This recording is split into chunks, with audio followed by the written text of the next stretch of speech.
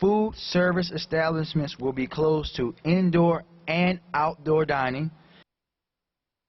New restrictions go into effect Friday night in Baltimore City. Hello, I'm Lynn Bowie. And I'm Tim Williams. The restaurant industry has been one of the hardest hit in this pandemic, and now workers will not be able to be allowed to serve customers inside or outside until further notice. It is the first full day for Mayor Brandon Scott, and his office says he must remain vigilant.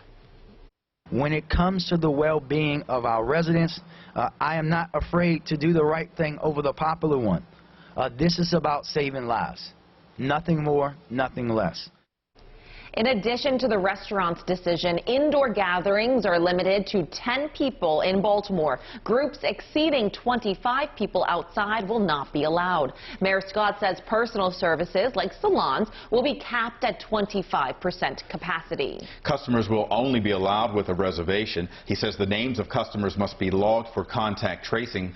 Fitness centers and casinos will also have limits. Once again, these new restrictions go into effect Friday at 5 p.m. The Baltimore City Health Department says if previous trends continue, they expect the month of December to be the deadliest since the pandemic began. Now, this comes as the state of Maryland reports more than 2,600 new positive cases of the coronavirus. In the past day, 46 more people have died. Hospitalizations in Maryland are at an all-time high.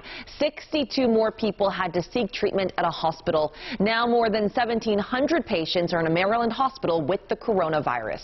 Governor Larry Hogan says a vaccine is coming. He's ready to roll it out to healthcare workers when approved. Distribution could start as soon as Monday. People at highest risk would get it next, followed by essential workers and those with moderate risk. Now, there have now been more than 15 million cases of the coronavirus in the United States. 286,000 people have died.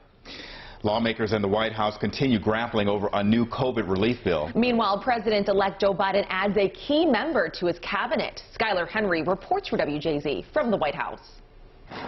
President-elect Joe Biden is expected to introduce retired Army General Lloyd Austin as his pick for Defense Secretary later today. He's a groundbreaking, trailblazing, four-star general. Austin has been out of military service less than 7 years. That's how long uniformed commanders are required to wait before they take top civilian jobs at the Pentagon. Austin will need Congress to pass a waiver exempting him. Mr. Biden is also working to confront the pandemic when he takes office. He wants 100 million vaccines given to Americans in his first 100 days. That's the same number promised by the Trump administration. We're collaborating very closely with the Biden transition team in terms of making sure that planning is in effect. We're hoping within days we'll start vaccinating Americans, our most vulnerable people. President Trump and his campaign remain focused on overturning the election results, but have lost the first case to reach the Supreme Court. In one short sentence, the court denied a Republican challenge to the vote in Pennsylvania.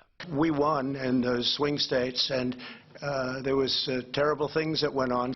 On Capitol Hill, lawmakers are still trying to find common ground on a new COVID relief bill. What I recommend is we set aside liability and set aside state and local and pass those things that we can agree on. Senator McConnell has put the jobs of firefighters, ambulance workers, sanitation officers, police officers in jeopardy. Democrats say any bill needs to include money for state and local governments.